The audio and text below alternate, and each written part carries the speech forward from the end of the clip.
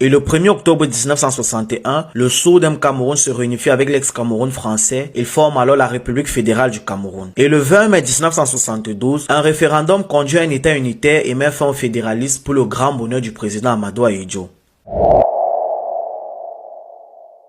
Amadou Babatoura Ahidjo voit le jour le 24 août 1924. Son lieu de naissance est encore aujourd'hui un sujet de débat. Certaines sources disent qu'il serait né à Nassarawa près de Garou au Cameroun. D'autres sources disent cependant qu'il est né au Mali et que sa maman célibataire a par la suite immigré au Cameroun. Il vit ses premières années sans figure paternelle. Plus tard, il est adopté par un chef peul Fulbé de religion musulmane. Le jeune Ahidjo commence alors ses études à l'école primaire de Garoua où il obtient son certificat d'études en 1949. Puis, il fréquente l'école supérieure d'administration de Yaoundé. À sa sortie de là, il intègre l'administration française comme télégraphiste puis comme opérateur radio. Il se fait très vite remarquer par l'administrateur colonial Guy Georgi qu'il apprécie beaucoup. Celui-ci l'aide alors à faire ses premiers pas en politique. Aux élections en 1947 pour l'Assemblée territoriale, il fait voter pour Ahidjo en mettant illégalement un paquet de bulletins dans les urnes. C'est ainsi que Amadou Ahidjo est élu à l'Assemblée territoriale du Cameroun. En 1949, il intègre le Bloc démocratique camerounais, un parti politique camerounais fondé par Louis Paul Adjoula. Adjoula, réformiste, il milite pour une évolution politique au sein de l'Union française. En 1953, Ahidjo, couvé par Louis Paul Adjoula, à ce moment secrétaire d'État à la France d'outre-mer, devient conseiller de l'Union française. Au lendemain des réformes de la loi cadre de fer, la première personnalité camerounaise est André-Marie Mbida. Il est le premier ministre du gouvernement à partir du 12 mai 1957 et nomme Ahidjo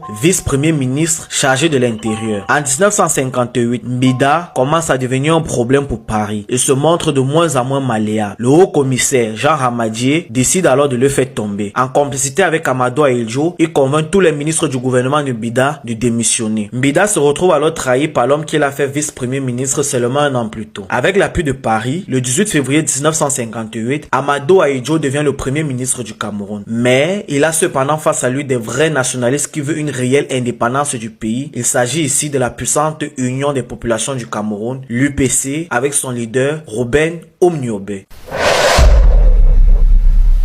On ne peut pas parler de l'histoire du Cameroun sans faire un petit zoom sur l'UPC. Créé en 1948, l'UPC devient très vite un problème pour l'administration coloniale. Déjà, en décembre 1952, à la 4e commission de tutelle de l'Assemblée générale de l'ONU, Robben Oumniobé revendique la réunification immédiate des deux Camerouns et la fixation d'une date pour l'indépendance. L'UPC a demandé à intervenir sur 3 questions.